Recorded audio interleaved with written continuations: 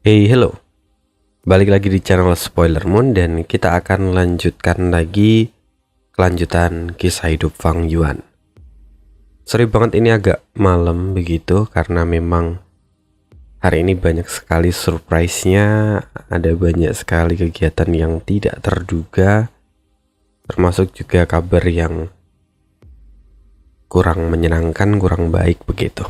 Dan ya, ini sesempatnya gue coba untuk upload dan semoga nanti masih bisa tetap memuaskan kalian gitu.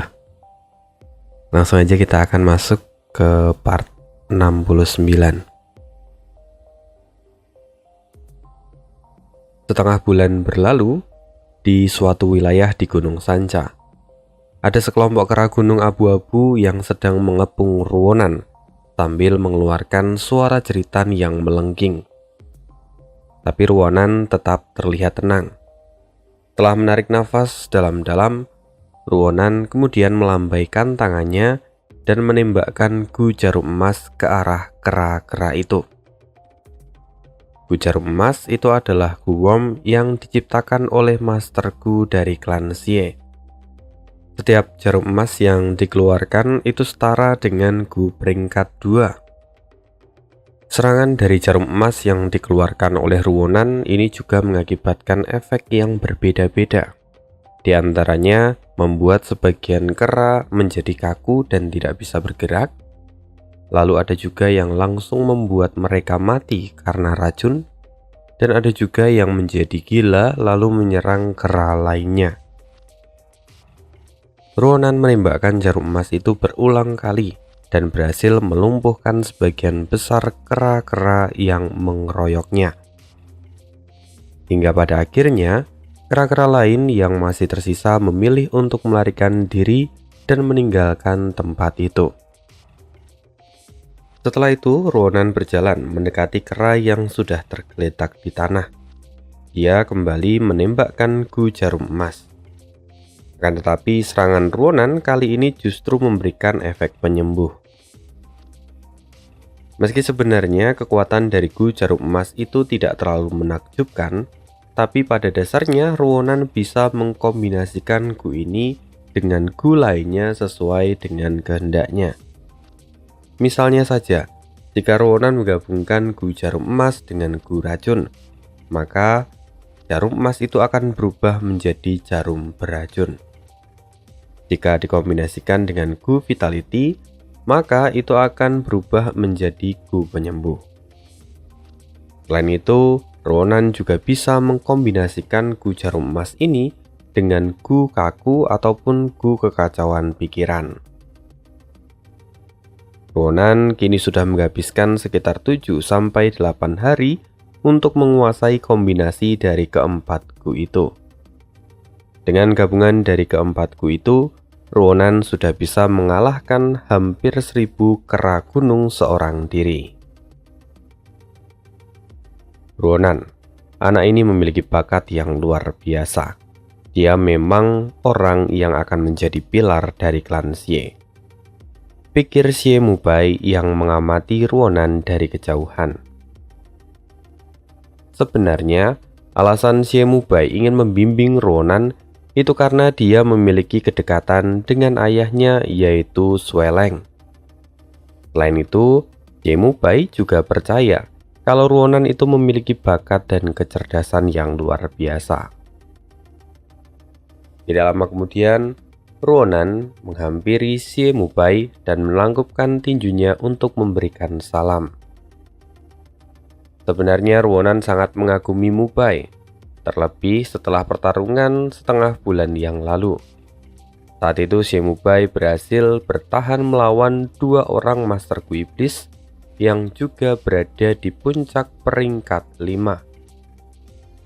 Di pertarungan sebelumnya, itu adalah kali pertamanya Xie Mubai menggunakan Gu emas peringkat 5 miliknya, dan dia juga menggunakan Gu logam cair peringkat 5 yang mana berhasil mendesak ahli peringkat 5 lainnya untuk mengalah. Namun Xie Mubai pun tidak mengakui kemenangannya, artinya mereka seri. Dan semua itu sesuai dengan perkiraan yang dikatakan oleh Fang Yuan pada Baining.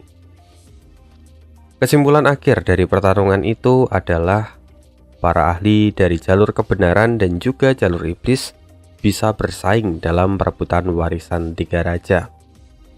Tapi dari pertarungan itu, semua orang bisa menyaksikan betapa hebatnya Xie Mubai karena dia berhasil mengungguli dua orang Master Gu dari jalur iblis sendirian. Terlebih lagi, dalam pertarungan sengit itu, Xie Mubai masih belum mengeluarkan seluruh kemampuannya. Setelah Ruonan memberikan salam dan hormat pada Xie Mubai kemudian mengeluarkan 3 gu jarum emas dan melepaskannya ke arah kera yang jauh di hadapannya. Berbeda dengan jarum yang dikeluarkan oleh Ruonan, gu jarum emas ini dikendalikan oleh Xie Mubai dan ukurannya sangatlah kecil, seperti awan kabut yang berwarna emas. Tapi jika diperhatikan baik-baik, ketiga jarum yang dikeluarkan oleh Xie Mubai itu sebenarnya berbeda. Dan dalam sekejap, ketiga jarum itu menghantam kera dan kemudian membuat kera itu kesakitan, namun tingkahnya terlihat aneh, di mana dia kemudian berlutut dengan hormat ke arah Xie Mubai. Ruonan pun terlihat sangat kebingungan ketika melihat efek yang dialami oleh kera itu. Lalu, melihat ekspresi dari Ruonan, Xie Mubai menjelaskan, jika gu jarum emas dipadukan dengan gu penciptaan kabut, maka itu akan memberikan efek kabut emas. Meski kabut ini terlihat samar dan lemah, tapi sebenarnya kabut ini sangatlah kuat dan sangat efektif jika ingin menghancurkan pertahanan dari seorang Master Gu. Saat aku masih muda, aku juga menggunakan serangan ini untuk mendominasi wilayah di sekitar sungai Luchuan. Lalu, jika gu jarum emas ini dikombinasikan dengan gu kontrol boneka, maka kita bisa mengendalikan makhluk hidup yang terkena jarum itu. Dahulu kala, saat aku mulai menjelajahi dunia untuk menguji kemampuanku, aku tiba di Gunung Xiemu. Di sana aku diserang oleh sekelompok Master Gu dari jalur iblis.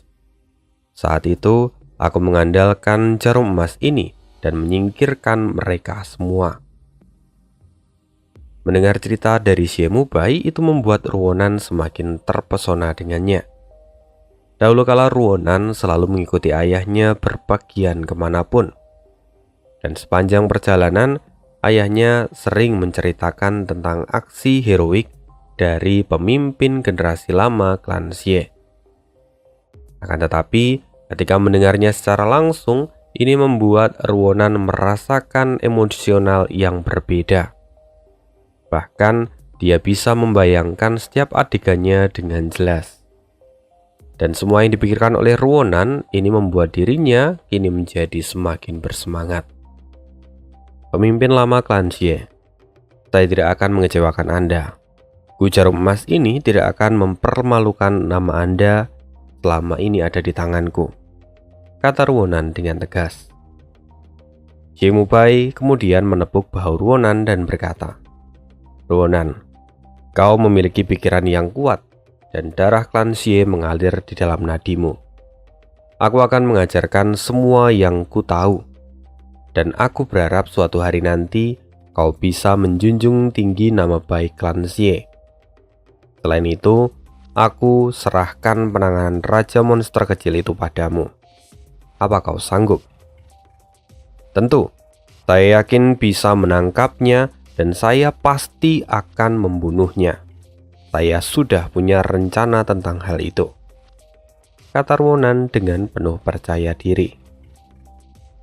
Bagus kalau begitu. Tapi kau harus ingat, kita tidak boleh menjadi sombong saat di atas dan tidak boleh terlalu putus asa saat di bawah. Percayalah, kau bisa keluar dari setiap keterpurukan dan mendapatkan kekuatan yang lebih hebat dari kesengsaraanmu. Meskipun ini akan sangat sulit bagimu, tapi jika kau berhasil melakukannya, maka kau bisa membawa klan Xie menuju kejayaanmu sendiri. Sekarang, Aku akan mengajarkanmu prinsip di balik kedua serangan tadi. Serta aku juga akan mengajarkanmu kombinasi yang lainnya yang aku tahu, kata Xiemubai. Setelah berkata demikian, Ruonan pun melanjutkan latihannya bersama dengan Xiemubai. Lebih dari 1 jam mereka bersama, dan Mubai mengakhiri latihan mereka. Sampai di sini, apakah ada hal yang ingin kau tanyakan? Tanya Xiemubai. Ruonan adalah seorang jenius, jadi tentu saja dia bisa memahami semuanya dengan sangat baik. Namun dia tampak berpikir sejenak, lalu kemudian dia berkata, sesungguhnya ada hal lain yang ingin saya tanyakan. Saya mengamati bahwa akhir-akhir ini waktu pembukaan warisan 3 raja menjadi semakin cepat, dan jumlah masterku yang bisa masuk ke dalam sana juga semakin sedikit. Ada banyak rumor yang mengatakan bahwa tanah yang diberkati sudah mendekati akhirnya. Apakah itu semua benar? Xiemubai pun tanpa ragu mengangguk. Lalu dia berkata, itu semua benar. Kau mungkin masih belum siap untuk mempelajari ini, tapi semua makhluk hidup ada dalam keseimbangan. Kegelapan dan cahaya, air dan api, berkah dan bencana. Xiemubai kemudian mengalihkan pandangannya ke puncak Gunung Sanca dan kemudian berkata lagi, tanah yang diberkati ini berasal dari Gu Immortal yang misterius di zaman kuno. Kemudian tanah ini diwarisi oleh 3 raja dan sekarang menjadi warisan yang dicari setiap orang. Tanah yang diberkati ini sudah sangat tua dan sudah hampir mencapai batasnya. Sebenarnya roh tanah bisa memperpanjang usia dari tanah yang diberkati, sehingga seharusnya tanah ini tidak akan hancur. Namun sayang, di tempat ini tidak ada roh tanah. Jika tanah diberkati tanpa roh tanah, itu dapat diibaratkan sebagai perahu besar yang sedang mengalami kebocoran dan akan tenggelam. Kini siapapun bisa masuk ke dalamnya dan menjarah harta karun di dalamnya. Akan tetapi, hal itu akan mengakibatkan kerusakan di dalam perahu itu menjadi semakin besar. Hal yang sama yang akan terjadi bahwa perahu itu akan segera tenggelam. Ini juga berlaku untuk warisan 3 raja. Gu Immortal yang memberkati tanah ini sudah hampir mencapai batasnya. Kurang lebih hanya 10 tahun sebelum akhirnya tempat ini benar-benar lenyap. Ruonan yang mendengar semua rahasia itu pun hanya bisa menghela nafas panjang. Saya tidak menyangka bahkan tanah yang diberkati pun akan mengalami kehancuran. Tapi saat tanah yang diberkati ini mencapai puncak kehancurannya, bukankah itu akan membahayakan orang-orang yang ada di dalamnya? Tanya Ruonan. Kamu juga benar tentang itu. Pada saat tanah yang diberkati ini lenyap, akan ada angin yang bertiup kencang. Kekuatan angin itu bisa menghancurkan debu bahkan partikel kecil. Selain itu, Gu Immortal pun akan hancur oleh karenanya. Namun kamu tidak perlu khawatir. Aku sudah berulang kali masuk ke dalam tanah yang diberkati ini, sehingga aku memiliki pemahaman yang cukup tentang tanah ini. Tanah yang diberkati dari warisan 3 raja ini memang mulai melemah. Tapi waktu menuju puncak kehancurannya pun masih cukup lama. Perlahan-lahan tapi pasti, tanah yang diberkati mulai membuka celahnya. Dan pada akhirnya, tanah yang diberkati ini akan membentuk sebuah pintu masuk yang bisa dilewati oleh siapapun. Saat itu tiba, itu akan menjadi pertarungan terakhir yang menentukan penerus dari warisan 3 raja ini. Saat tanah diberkati itu sudah mencapai batasnya, siapapun bisa menggunakan kekuatan penuh mereka dan menjarah apapun yang ada di dalamnya. Kalau saat itu tiba, Gunung Sanca tidak hanya terdiri dari 3 Master Gu peringkat 5, tapi ini akan menjadi tempat di mana para ahli lainnya akan segera berkumpul, kata Xie Mubai yang menjelaskan semuanya. Setelah mendengar semua penjelasan itu, Ronan akhirnya mengerti kenapa saat pertarungan sebelumnya Xie Mubai tidak melanjutkan pertarungan mereka. Itu semua karena Xie Mubai tahu bahwa musuh di masa depan itu tidak hanya mereka. Di saat-saat terakhir, warisan tiga raja akan menjadi medan perang yang sangat besar. Demi mendapatkan hadiah yang jauh lebih besar, tantangan yang harus dihadapi pun menjadi semakin kuat. Sehingga siapapun yang benar-benar memahami tanah diberkati ini, pasti mereka akan memilih untuk mempersiapkan diri untuk pertarungan terakhir itu. Sekarang kita akan menengok lagi benua tengah, tempat di mana tanah diberkati oleh Gu Immortal yang berada di Gunung Tianti. Saat ini akhirnya Fang Zheng sudah mencapai pinggang Gunung Danghun. Sekarang lengan dan kakinya terasa mati rasa karena dia sangat kelelahan. Tidak hanya itu, pandangannya pun mulai kabur. Bahkan dia mulai kehilangan kemampuan untuk berpikirnya. Dalam keadaan linglung, Fang Zheng kembali mendengar suara dari Tian He. Bagus, akhirnya kau berhasil sampai di tempat ini. Aku tahu kau telah mengerahkan seluruh kemampuanmu untuk bisa sampai di tempat ini. Namun sekarang tidak perlu khawatir. Selanjutnya serahkan saja padaku. Perkataan Tian He itu membuat Fang Zheng lebih bersemangat dan semakin percaya diri kalau dia pasti akan bisa sampai ke puncak gunung. Sekarang semua rasa lelahnya pun menghilang dan kini pandangannya sudah semakin jelas. Dengan bantuan guru ini, aku pasti bisa mengalahkan para jenius lainnya dan menjadi pewaris dari tanah ini, kata Fang Zheng dengan semangat. Lalu setelah beristirahat sejenak, akhirnya Fang Zheng melanjutkan pendakiannya. Fang Zheng melangkah dengan yakin dan sangat cepat. Bahkan kecepatan mendakinya menarik perhatian dari peserta lain. Di sisi lain, meskipun setelah tanah diberkati oleh Gu Immortal itu dibuka, tapi sekarang tanah warisan itu masih terhubung dengan dunia luar. Dan di sana ada 10 Gu Immortal yang mengamati para peserta yang mencoba memperebutkan warisan ini. Sebelumnya anak ini sudah mencapai batasnya dan akan tersingkir. Lantas bagaimana mungkin dia tiba-tiba menjadi begitu energik?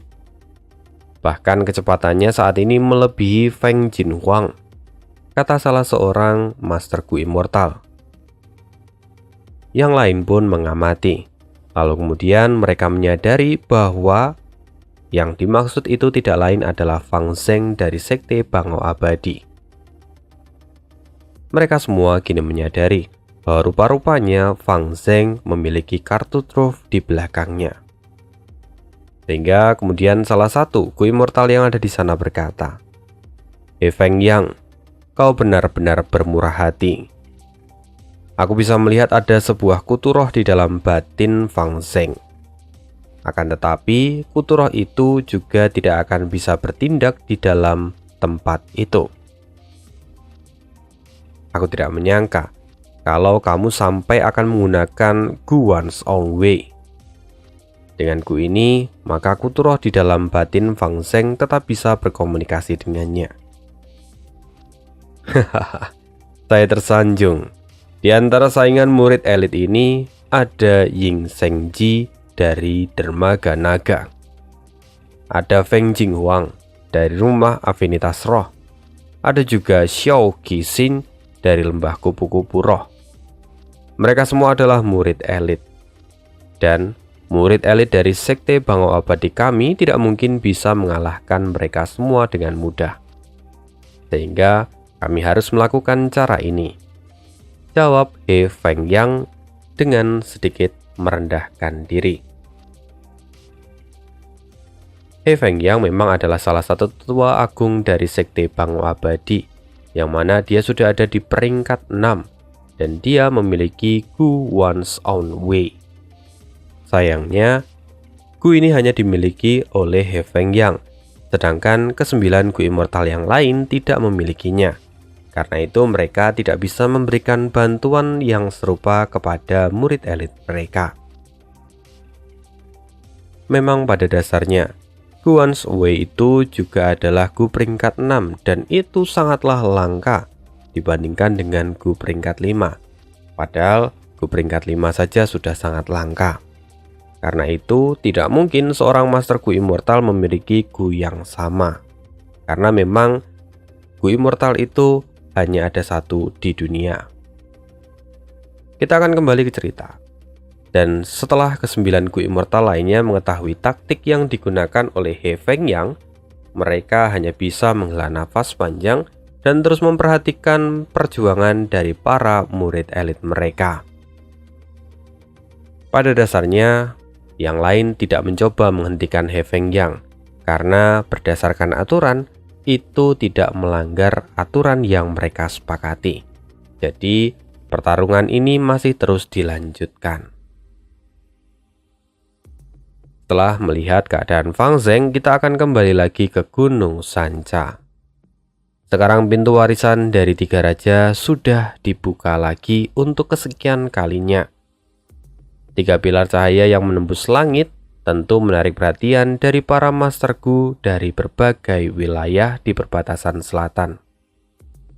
Sehingga kini ada banyak Master Gu ahli yang mulai berdatangan ke Gunung Sanca. 3 bulan berlalu, dan akhirnya hari ini pintu warisan dari ketiga raja dibuka lagi.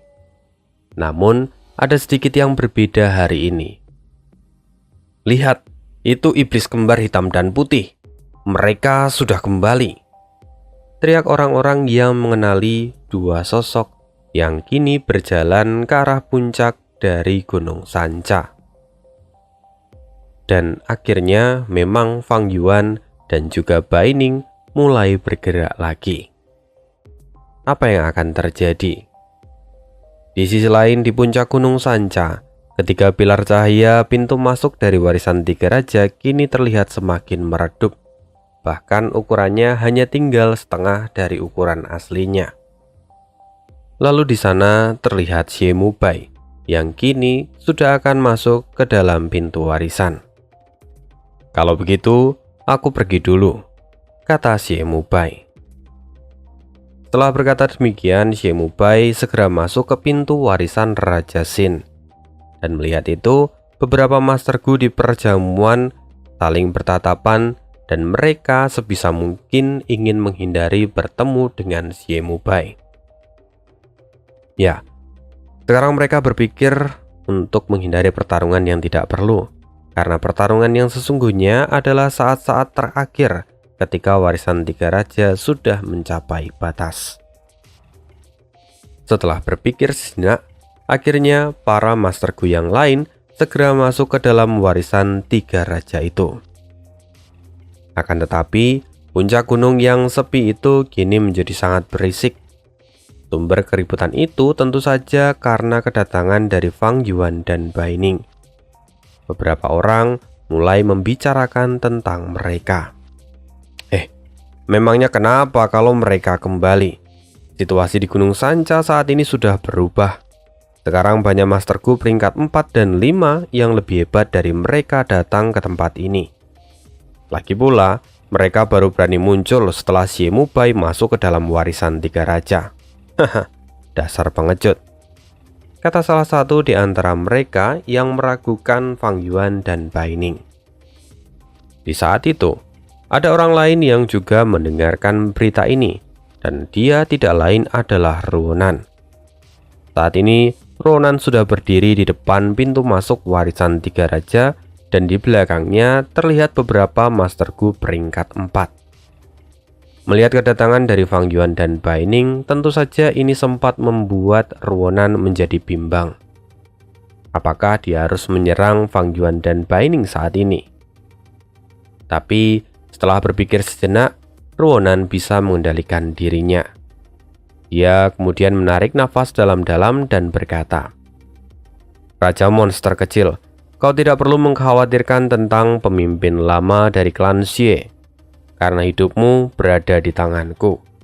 Suatu hari nanti aku pasti akan menghabisimu dan menegakkan keadilan dari klan Xie." Setelah mengatakan itu, Ruonan pun segera masuk ke dalam pilar cahaya. Memang benar bahwa keputusan Ruonan ini sangat rasional. Terlebih, melawan Fang Yuan dan Bai Ning saat ini mungkin belum terlalu tepat untuk Ruonan. Sedangkan warisan 3 raja itu sangatlah langka dan jauh lebih berharga. Karena itu, memilih warisan 3 raja itu adalah keputusan yang paling tepat. Melihat apa yang dilakukan oleh Ruonan, ini cukup membuat Fang Yuan terkejut. Karena hanya dalam beberapa bulan saja, rupanya Ruonan sudah bisa mengendalikan emosinya dengan sangat baik. Karena itu sekarang Fang Yuan pun berpikir, "Ruonan, aku tidak bisa membiarkanmu berkembang lebih jauh lagi," kata Fang Yuan. Ya, sebenarnya hal ini jarang sekali terjadi, karena saat ini Fang Yuan justru merasakan ancaman yang besar dari Ruonan. Bagaimanapun, sejak lama Fang Yuan sudah menyadari kalau Ruonan itu sangatlah cerdas dan memiliki bakat yang luar biasa. Terlebih, sekarang dia mendapatkan bimbingan khusus dari Xie Mubai. Memikirkan tentang Ruonan itu membuat niat membunuh dari Fang Yuan menjadi semakin kental. Akan tetapi, kali ini Fang Yuan juga harus mengontrol emosinya dan segera menuju pintu masuk dari warisan 3 raja. "Tunggu!" Tiba-tiba seorang Master Gu dari jalan kebenaran berteriak dan menghalangi jalan Fang Yuan. Dia tidak lain adalah tuan muda dari klan Yun, namanya Yun Luotian. "Hei Raja monster kecil, kudengar kau sudah membunuh Xie Basio. Tapi asal kau tahu saja, kau bisa menang dengan cara yang tidak adil. Kau menggunakan ku terbang, dan kau membunuh salah satu orang terpenting dari jalan kebenaran. Tindakanmu itu sangat memalukan dan tidak bisa dimaafkan," kata Yun Luotian dengan sangat angkuh. Perkataan Yun Luotian itu tentu saja sangat menyinggung Fang Yuan. Tapi rupa-rupanya Fang Yuan kini tertawa dan berkata, "Kamu benar, aku sudah memanfaatkan kelemahan terbesar dari Xie Basio dan membunuhnya. Aku sungguh minta maaf akan hal itu." Mendengar respon dari Fang Yuan itu membuat Yun Luotian sangat terkejut. Dia tidak pernah menyangka kalau Fang Yuan akan menjawab dengan begitu santai.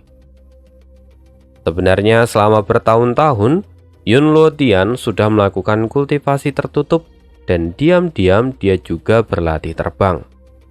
Sehingga dia cukup percaya diri dengan keahlian terbangnya dan dia tidak ingin kalah dari Fang Yuan. Karena itu, Yun Luotian sebenarnya ingin memprovokasi Fang Yuan dan mencoba meningkatkan reputasinya. Tapi sayang, Fang Yuan justru menjawabnya dengan sangat sopan dan mencoba untuk tidak memperpanjang masalah ini. Yun Luotian menghela nafas dan mencoba untuk tidak menyerah lalu memprovokasi Fang Yuan lagi. "Sebelumnya, kami membiarkan Tuan Muda Ruonan pergi lebih dahulu karena kami mengagumi pemimpin lama dari klan Xie.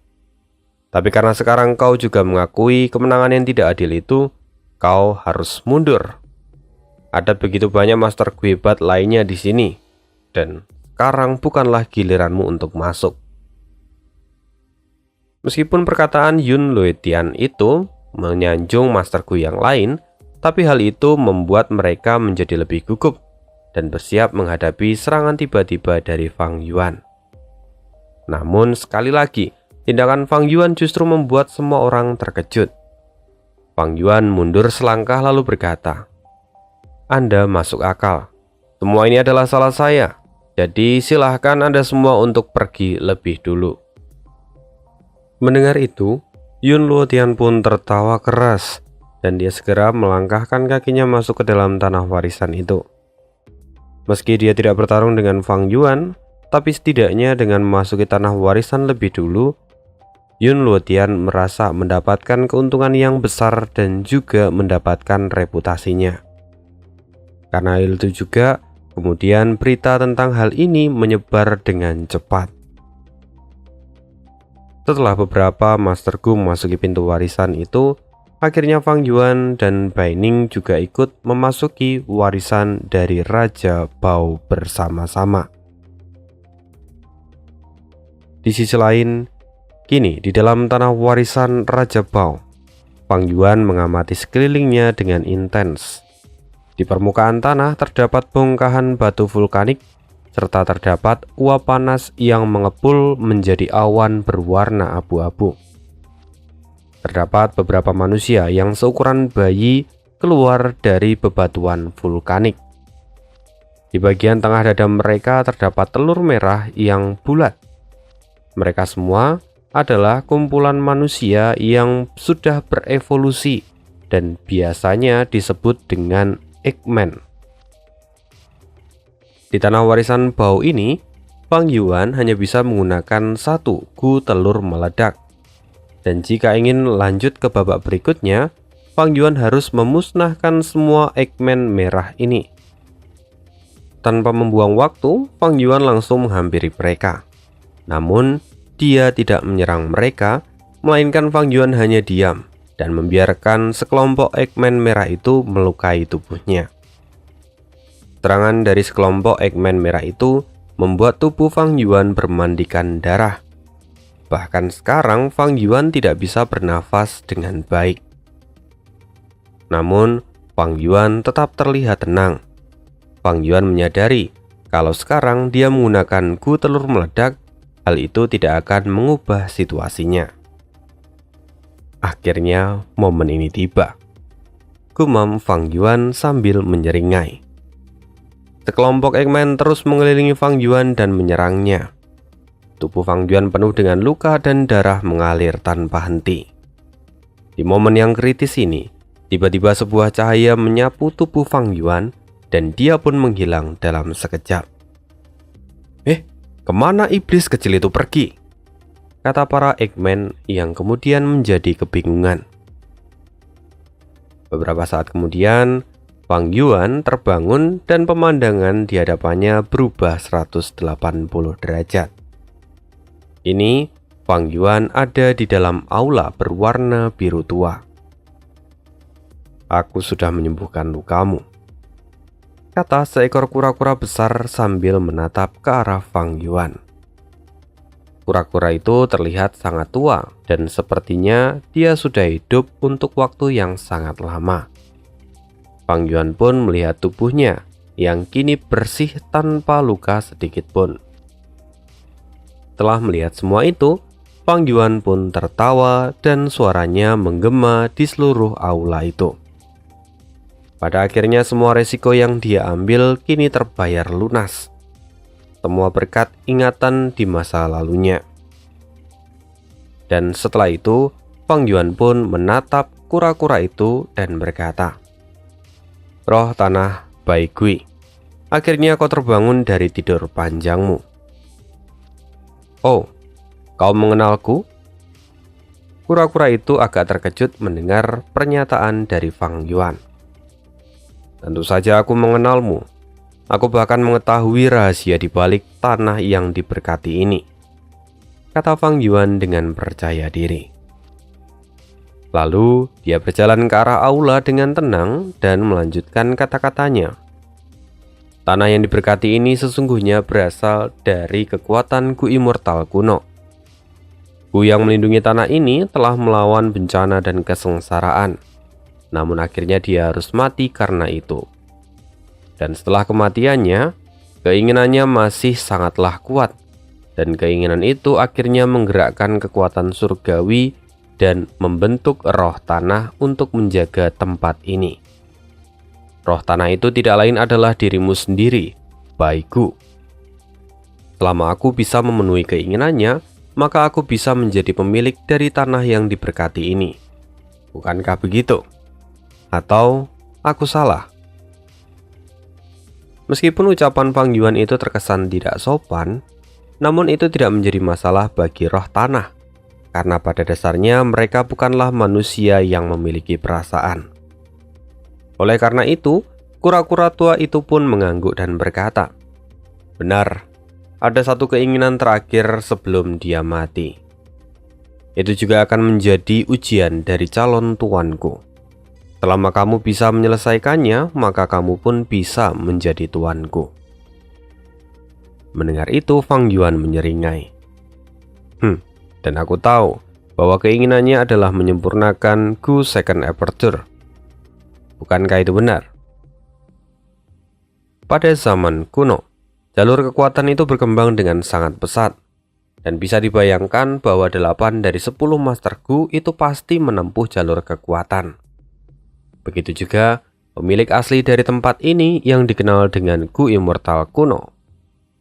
Dia pun adalah ahli yang mengembangkan jalur kekuatan. Selama perjalanannya, dia juga menciptakan resep untuk membuat Gu Second Aperture. Namun, saat dia mencoba untuk menyempurnakan Gu ini, dia justru harus meregang nyawa. Ini menjadi sebuah penyesalan untuk dirinya. Karena penyesalan yang terlalu besar, kekuatan surgawi berkumpul lalu kemudian menciptakan sebuah kesadaran. Kesadaran itu tidak lain adalah roh tanah itu sendiri. Roh tanah sudah ada di tempat ini untuk waktu yang lama. Dia selalu menunggu siapapun yang bisa memenuhi harapannya. Karena itu, dia pun menciptakan beberapa kriteria untuk siapapun yang akan menjadi tuannya. Kriteria itu semuanya dimiliki oleh Fang Yuan, seperti pemilik jalur kekuatan, pemilik dari jiwa binatang buas, dan juga kemampuan untuk menyempurnakan Gu. Memang Fang Yuan mengembangkan jalur kekuatan dan memiliki beberapa jiwa binatang buas, semua itu khusus disiapkan untuk hari ini. Bahkan posisinya untuk berada di ambang kematian pun itu adalah salah satu syarat yang harus terpenuhi untuk bisa mendapatkan undangan dari roh tanah. Karena sebelumnya pemilik tempat ini juga pada kondisi sekarat. Oleh karena semua itu, pada akhirnya bisa dikatakan bahwa ingatan dari kehidupan sebelumnya itu sudah seperti cheat untuk Fang Yuan, karena dia bisa menyiapkan segala sesuatu untuk apa yang akan terjadi di masa depan. Mendengar ucapan dari Fang Yuan, kura-kura itu kemudian berkata, "Aku tidak menyangka kamu bisa tahu sebanyak itu." Bahkan jika kura-kura itu tahu kalau Fang Yuan ini adalah sebuah kejanggalan, namun dia tidak mempermasalahkannya. Lagi pula keberadaannya ini bukan untuk semua itu. Sekarang bagi kura-kura tua itu, Fang Yuan adalah orang yang sudah ditakdirkan. Semua akan berakhir jika Fang Yuan berhasil memenuhi keinginan pemilik sebelumnya dari tanah ini. Fang Yuan pun kini tampak sangat tenang. Dia seolah sudah siap secara mental. Dia bahkan tidak ragu untuk bertanya. Gu Second Aperture bukanlah Gu biasa. Dia adalah Gu peringkat 6 dan dikenal sebagai Gu Immortal. Untuk menyempurnakan Gu Immortal, kondisi yang paling mendasar yang harus dipenuhi adalah esensi abadi. Karena itu, di tanah ini ada berapa banyak esensi abadi yang masih tersisa. Mendengar itu, kura-kura tua itu pun membalikkan badan dan melihat ke dalam aula. Lantai mulai retak dan lubang mulai terbuka. Lalu dari dalam, kuali perunggu perlahan naik dari dalam tanah. Di dalam kuali itu, terlihat esensi abadi yang berwujud seperti air berwarna kehijauan. Air itu jernih namun memiliki aroma seperti besi berkarat. Fang Yuan bisa melihat bahwa esensi abadi kini hanya tersisa sedikit. Karena memang seiring berjalannya waktu, esensi abadi juga akan terus berkurang. Apalagi sejak warisan ini terbuka, ada banyak Master Gu yang menyerapnya dari atas. Bahkan jika hanya sedikit, Ini jauh lebih dari cukup daripada kehidupanku sebelumnya. Selama aku membaginya dengan benar, maka ini tidak akan menjadi masalah," kata Fang Yuan sambil melihat esensi abadi itu. Di kehidupan Fang Yuan sebelumnya, saat tanah yang diberkati ini mendekati akhir, pintu menuju warisan tiga raja terbuka dengan lebar, sehingga siapapun bisa masuk tanpa kesulitan. Bahkan mereka juga bisa menggunakan gu mereka untuk saling membunuh satu sama lain. Pada waktu itu, roh tanah memanfaatkan momen ini untuk mengambil beberapa master gu yang memenuhi persyaratan. Tapi, pada akhirnya semuanya berakhir sia-sia. Mereka gagal menyempurnakan gu second aperture. Sampai pada puncak kehancuran tanah yang diberkati, orang-orang akhirnya menemukan jalan ke tempat kura-kura ini. Namun semua sudah terlambat. Esensi abadi sudah habis dan kura-kura tua ini pun sudah mati. Jadi pada akhirnya, gu second aperture hanya menjadi legenda. Dia bahkan tidak pernah terlahir ke dunia. Namun cerita ini menyebar ke seluruh dunia dan membuat banyak master gu yang menyayangkannya. Karena memang gu ini memiliki nilai yang sangat berharga. Gu second aperture dapat menampung primeval essence yang dimiliki oleh master gu sebanyak aperture aslinya. Bayangkan saja, Fang Yuan saat ini memiliki bakat kelas A dan mampu menampung 90% primeval essence. Maka dengan gu second aperture, dia bisa memiliki 180% primeval essence di dalam aperture-nya, karena aperture-nya ada 2. Dengan begitu, Fang Yuan dapat bertarung dengan durasi 2 kali, bahkan 3 kali lebih lama, karena kalau diakumulasikan dengan efek pemulihan primeval essence miliknya. Karena itu, gu ini menjadi sangat berharga. Bahkan, Fang Yuan tidak bisa menyembunyikan perasaan gembiranya ketika memikirkan semua ini. Dengan semua yang telah kusiapkan, sekarang setidaknya aku memiliki 50% peluang untuk menyempurnakan gu ini. Lalu dengan bantuan Spring Autumn Cicanda, peluangku setidaknya akan naik hingga 80%. Gu second aperture sepertinya akan menjadi hadiah terbesarku di tempat ini, kata Fang Yuan. Kata-kata Fang Yuan ini juga syarat akan makna. Dia mengatakan bahwa gu second aperture akan menjadi hadiah terbesar untuknya. Itu karena dia tahu bahwa dengan habisnya esensi abadi di tempat ini, maka tanah yang diberkati pun akan hancur. Jadi, meski Fang Yuan berhasil menyempurnakan gu second aperture dan menjadi tuan dari tempat ini, namun itu juga tidak akan ada gunanya, karena tanah ini akan segera hancur setelah esensi abadi itu habis. Sekarang, tekad Fang Yuan sudah bulat. Dia tanpa ragu berkata, "Roh tanah, beritahu aku tentang resep penyempurnaan gu second aperture,"